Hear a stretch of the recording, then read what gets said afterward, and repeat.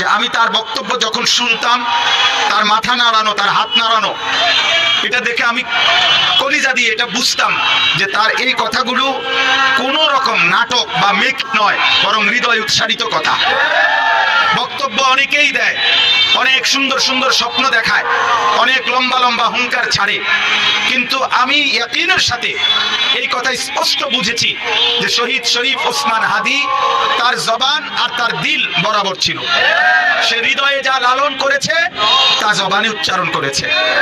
অতএব আমি শুধুমাত্র এই এতটুকু কথা মনে করাইতে চাই, আজকে ভারতীয় আধিপত্যবাদের দোসররা, তাদের এটা মনে করা উচিত ভারত থেকে তারা আমার দেশের জুলাই যোদ্ধাকে ঘাড়ে গুলি করার পরামর্শ দিয়েছে, মাথায় গুলি করে তাকে শহীদ করেছে।